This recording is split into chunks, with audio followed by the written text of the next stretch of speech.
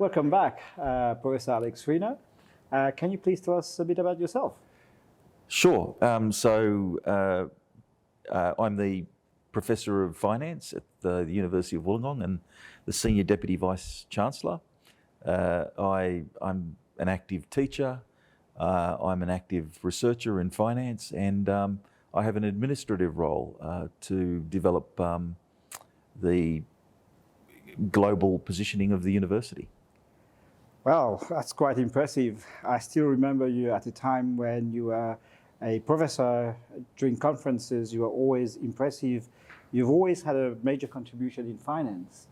Can you tell us a bit more about finance? Sure, yeah. So I've spent 35 years teaching about finance, researching financial markets, and indeed working in financial markets. To me, finance is all about raising capital to make things happen in the economy, build buildings, build factories, build infrastructure. All those things require funding, money, to make them happen, and finance and financial markets are all about how you raise capital to make those things happen. And there's a lot of intermediaries involved in that, a lot of institutions. And we can get into some of that if you like. Okay. Sure, please tell us more about this. Yeah. So maybe from a student career perspective, Lovely. Finance is obviously one of the more enticing careers that students love. And I've always thought that there's three kind of career choices that students are particularly attracted to. One of those is stockbroking, one of those is investment banking, and the other is funds management. But there's many, many more career types that make up finance and financial markets. But if we take those three, which are the revered ones from students, I worked in stockbroking. And stockbroking is just all about the intermediaries that are involved in buying and selling shares. So if you're a company, you sell shares to raise capital. Usually, now increasingly there's a stockbroker involved. And then the next career choice, investment banking. The bread and butter of investment bankers, two things. One is mergers and acquisitions. So company A takes over company B.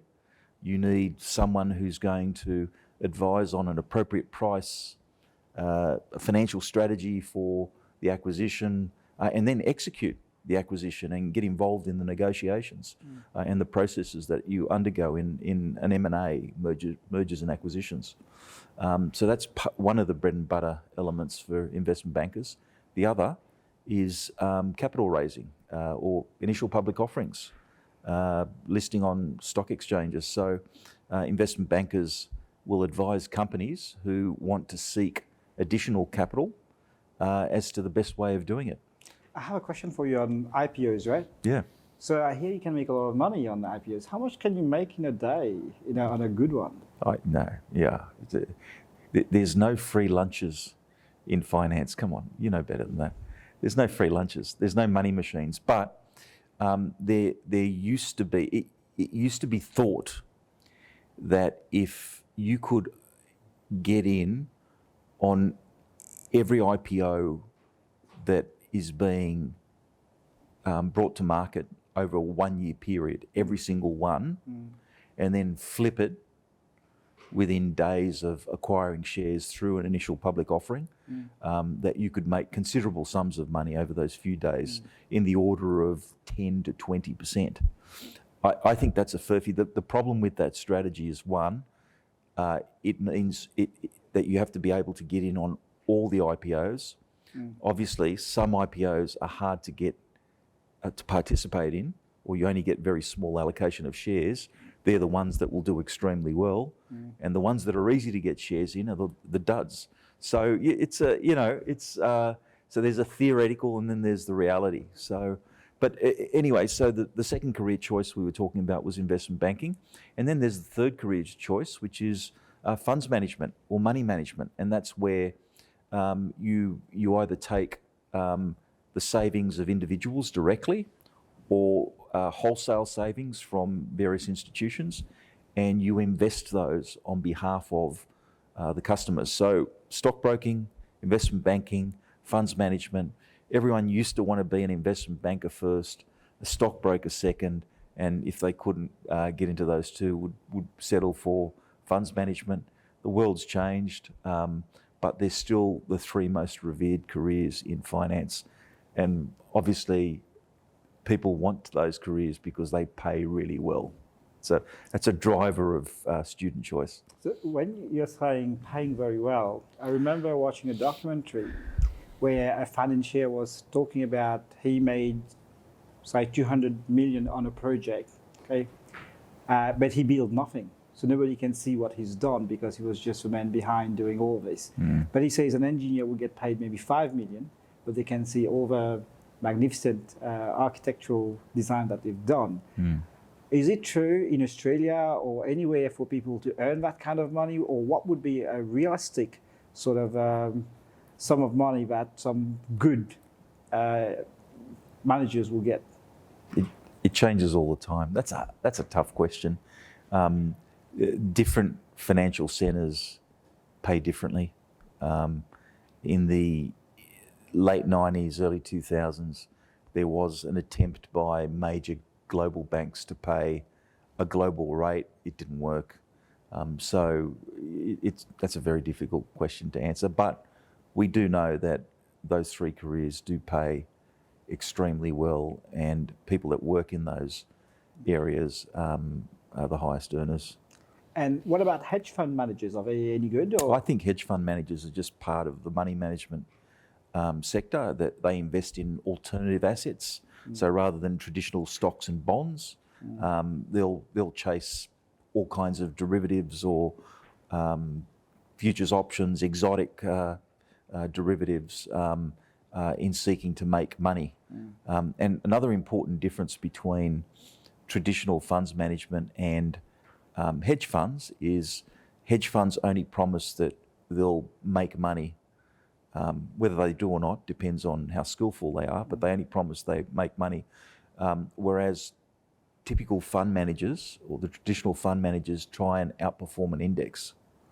And the index depends on the jurisdiction in which they're working. So, lots of variety there. Oh, fund manager. So in Dubai, you've got a lot of fund managers, and they are promising all sorts of returns, but they say, we can't tell you what we are doing. So do you think that they are investing in areas where they can't tell, because if they tell, everybody will go there and there won't be any money? Or do you think they're doing something not so conventional? This is a global phenomena. So I'm a fund manager. The extent to which I'm able to generate money for you depends on how I go about doing it. If everyone knows how I do it, then I'm irrelevant. Yeah. So they'll give you a sense for how they're approaching it, what they're investing in. They'll give you a historical track record, but they're not going to tell you the detail of how they pick stocks, pick bonds, pick asset classes in order to outperform, because that's proprietary to them. They're not doing anything untoward. They're just protecting their intellectual property. So there is absolutely a leap of faith in choosing a fund manager, but historical track records, the fund managers usually are pretty good. They can't promise a future track record, but the historical track record usually tells you how good they've been, historically at least, at investing money. Okay.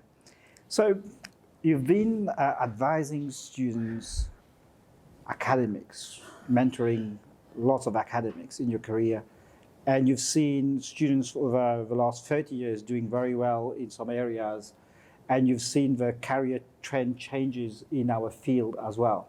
So now, if I take you back to when you were 18 years old, Yeah. and you're about to go to university, and which course would you choose, and which career path would you choose if you were to redo it again?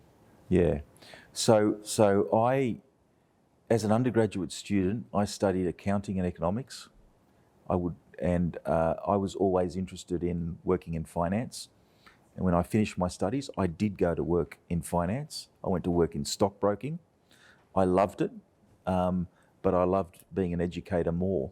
I would not change that. So if my ambition was to work in finance, I would still be keen on studying accounting and finance, because that's great preparation to work in all those career choices: stockbroking, funds management, investment banking. You absolutely need to know your way around a set of financial statements, and then you need to know how markets work. But increasingly today, you also need to be very technology savvy. So, markets are becoming increasingly technologically driven. If we take stock exchanges, for example, when I worked in stockbroking, you received an order by the phone, and you entered that order into an electronic trading system manually. Today, 70% of trading in most markets around the world, United States, wherever, a lot of trading is algorithmic trading. And algorithmic trading is a phenomena that's been around for about a decade and a bit. Computer, programmed, attached to the host computer of a stock exchange, takes data in real time from the stock exchange. The computer makes a trading decision. Computer executes the order without any human intervention at all. Algorithmic trading. Welcome to a new world. If you have 70% of trading now being algorithmic trading, that means you've got computers trading against computers. So the world is a very, very different place to the one that I started in the 1990s. But still, traditional stockbroking, traditional stock picking in funds management and investment banking is still, bread and butter of those is still, you need to know, or have good accounting skills, you need to know your finance, but increasingly a bit more technology savvy. I remember one of your seminars I attended. I was quite inspired because I remember you being among the first Australian academic to be talking about this technology. And I think you showed us a picture with, back in the day in stockbroking, they would hire Olympic champions to put their orders in first. And in today's dimension, it's more like how fast your technologies. Yeah. Is it getting better or is it getting worse in terms of? So trading floors, the traditional trading floors, I think the only trading floor left in the world is the New York Stock Exchange, and it's only a gimmick. Trading floors don't really exist, but they've still got a bit of a trading floor. So trading floors used to be dominated by physical people, strong physical people, with loud voices. Because to execute an order, you had to be strong, you had to be present, you had to be heard. And speed was important too. So we call that latency, how long it takes to get an order to the marketplace, latency. Your Olympic champion who ran the order down to the pit, that was an attempt to get an order into the market really quickly to reduce latency. And that latency was measured in seconds, possibly minutes. Back in the 90s, now latency is measured in microseconds. So how quickly can an order get from the host computer to the exchange server? Anything more than about 6 or 7 microseconds is inadequate. First to the market is first to get the trade, is first to make the money. So speed, it's all about speed. A very important aspect, yeah. It's like, over and over we see it again in terms of technology replacing humans, and at the same time, it creates so many opportunities for others to learn about new technology and be put in that position. And I see a similar trend at the moment, and I think in the 80s, people were talking about corporate social responsibilities. Today we are talking about sustainability or stuff around the 17 United Nations SDGs. Where do they all fit? Is it as important as technology, you think? Yeah, no, increasingly important. So to turn on renewable energy sources, the world's got its problems, environmental problems. To turn on renewable energy sources, you need money. There's a branch of finance called sustainable finance. And that's really about raising capital to fund projects that are environmentally friendly, in a sense. Those projects are increasingly becoming important. Fossil fuels are being dialed down, renewable energy sources are being dialed up, and you need money to turn on those projects that generate renewable energy sources. So I think the modern student needs to have a little bit of knowledge about that branch of finance that's growing in importance. I think it'll become increasingly important, especially as the world gets warmer because of climate change, to think about that and to think about our future. So, yeah. Thank you. You have an impressive career. I've said it many times, and I don't think I'll stop saying it either. And you are a Fulbright scholar. And you've done a lot of research. You made a lot of contribution to the finance area. Would you like to tell us a bit more about your research? Yeah, sure. I mean, my research focuses on market liquidity, this latency thing that you're thinking about. That's part of what my research focuses on. But more recently, my research has been focused on cybersecurity, actually cyber attacks. So the contemporary research that I'm involved in seeks to understand the damage done by cyber attacks. And the reason I'm interested in damage is because if you understand the damage that your company can sustain from a cyber attack, well, that gives you an understanding of how important or how much to invest in cybersecurity. Because you can almost invest or spend an infinite amount of money on cybersecurity solutions, and you've got to decide how much to spend as a leader of an organisation. So the research I'm doing at the moment seeks to measure the typical damage done to a company as a consequence of a cyber attack, with a view to formulating a sensible, cybersecurity policy. So I think we have a very similar problem in the UAE. So my understanding is there were a lot of hacking incidents, and typically they will hack banking institutions. Yeah. And once they've done that, the banking regulation has changed from, say, the central banks, and they ask them to adopt a risk management strategy for IT security, that kind of thing. It became mandatory into the financial services industry. Yeah. But we're seeing that the hacking hasn't stopped, because now that they've paid for the sandbox and the security system, the hackers are moving to government institutions and others. Yeah. So where's this going? Finance is the most cyber attacked sector amongst any. Why? The answer is really easy, because that's where the money is. So if you're a cyber criminal and you want to make money, you're going to attack a bank or a financial organisation that stores financial information, credit card information of customers. You're not going to attack a charity. So it is the most cyber attacked sector in any jurisdiction. Therefore, I think the issue of cybersecurity is most critical for the financial services sector.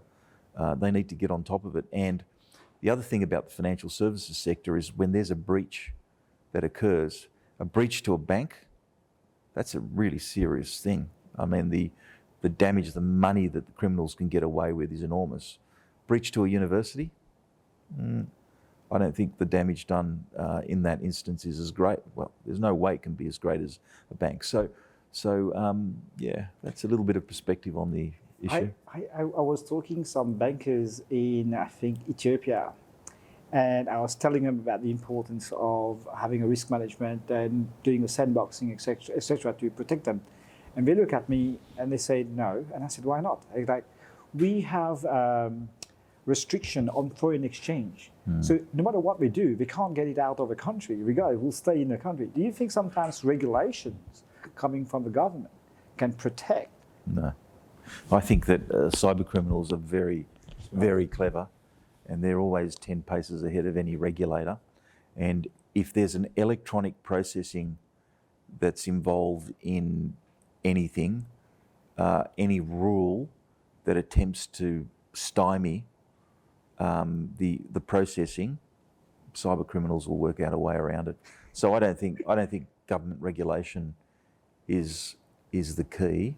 It's important. It's an important element, but it's not what's going to save banks from cyber attacks. Banks have to protect themselves, so they have to seize solutions to help protect their customers' money, their customers' futures. You can't rely on regulation to do that. That is extremely important these days, I believe. But what are the other areas that you've worked? So now, contemporary, we can see that. But what was the critical issues back in the day when you started your career and leading to today? Yeah. So I think, well, the area that I've worked in historically and traditionally is an area called market microstructure, which is all about how trading takes place in markets and how parties interact, how technology is involved in trading, how people are involved in trading, how information affects trading flows, etc. That's what market microstructure is about. I spent 25 years doing research in market microstructure, loved it. And market microstructure and how people trade, that's all about, well, stockbrokers are at the epicenter of that. So the reason I was interested in that was because I started out in stockbroking, and I had an understanding of how trading worked and how trading flows occurred. And then when I returned to universities, I got an opportunity to do research on the thing I'd been doing for a living. It was just a natural thing for me, and I've had a very enjoyable career doing microstructure research. In fact, the cyber attack type work I'm doing is really from a trading market microstructure perspective. When a company that's listed on an exchange is cyber attacked, it's not just that its stock price falls by 5-10%. People no longer want to participate in trading that company, so the liquidity dries up. And so the research I've done has really looked at that dimension. And it's just a natural extension of the work I've been doing, but on a new phenomena. So, you know, when I was doing my undergraduate, I sort of learned a bit about portfolio theory, and I didn't want to get into economics. And I found financial economics, and I fell in love with it. The minute I went into my master's program.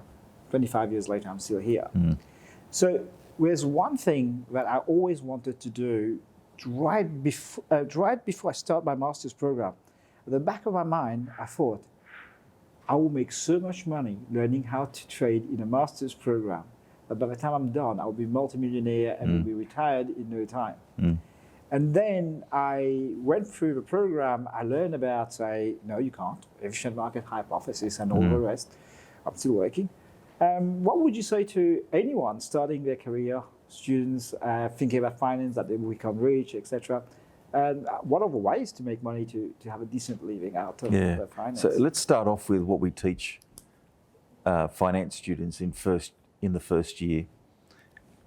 This thing called the efficient markets theory, which is the idea that you can't make money in markets because prices reflect all information that's available. So any information you think you've got that's unique that you can use to make money is useless because it's already in the price. You've got nothing special.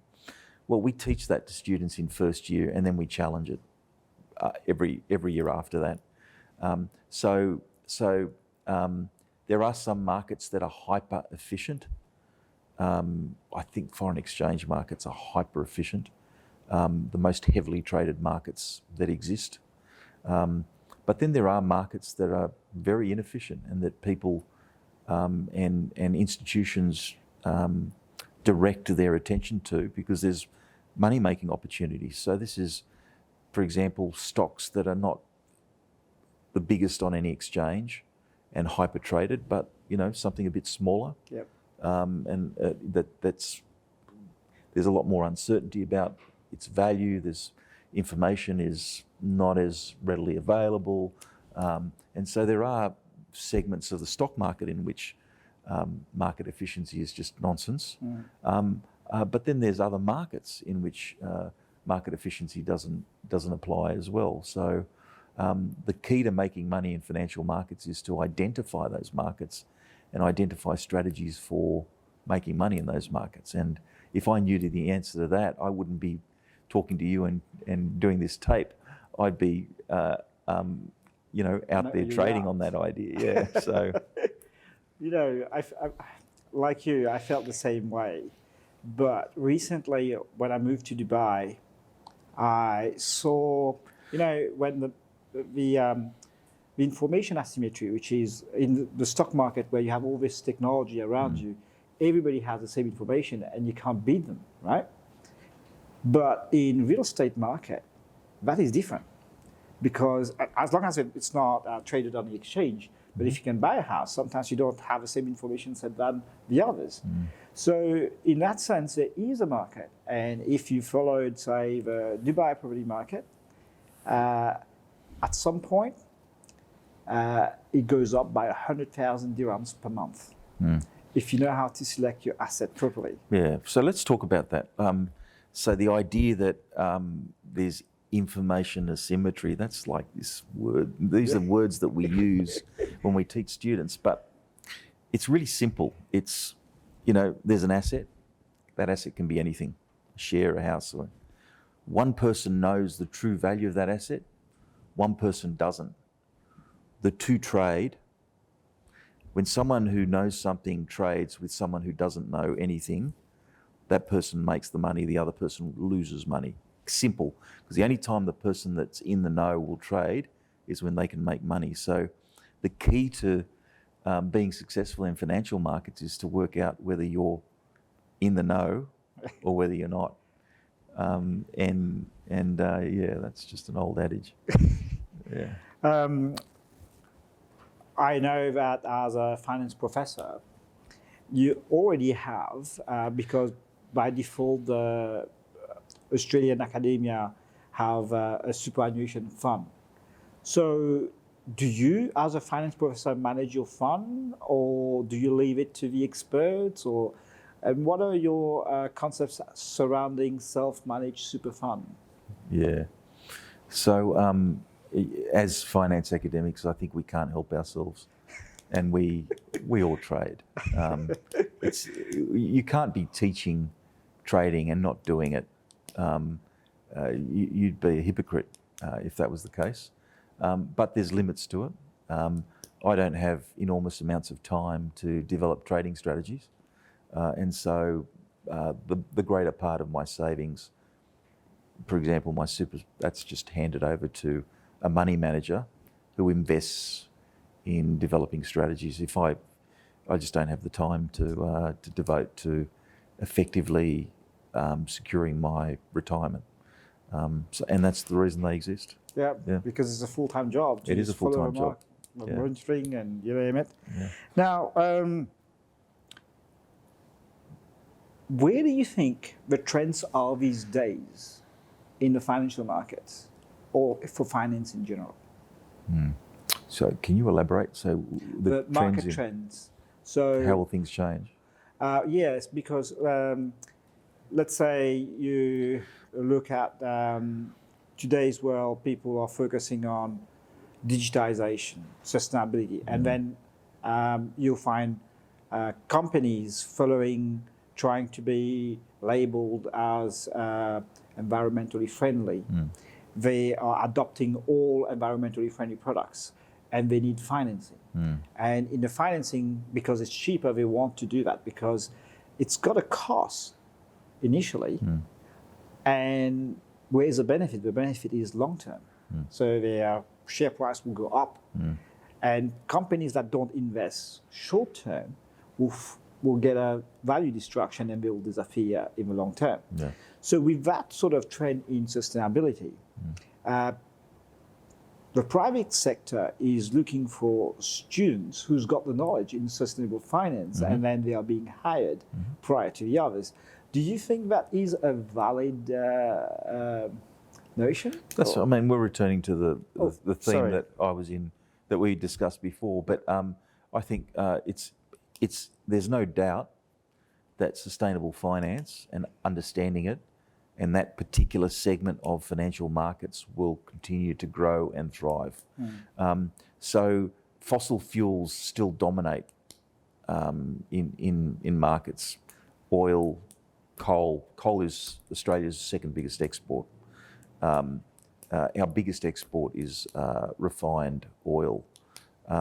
So fossil fuels will dominate for a long time yet, but increasingly we're shutting them down. And therefore, you're right, it's a very long-term play, and companies need to focus on the short term as well as the long term. If I don't perform in the short term, I'm out of a job. So there's an important balance there, and sustainable finance, no doubt, is important now and will continue to grow in importance. And students need to equip themselves in order to understand that. Tell me something. Everybody is shouting, or sometimes they don't even look at their credit card when they go to the petrol station. How is the pricing of oil at the moment in the world market affecting people in Australia? Yeah. So the inflation rate in Australia, which is horrendous, it's the highest it's been in decades. One of the three key components of or drivers of our exorbitant inflation rate is the price of oil. And governments are attempting to control inflation through increasing interest rates, the cash rate in Australia, the Fed in the United States, and that's damaging their economies.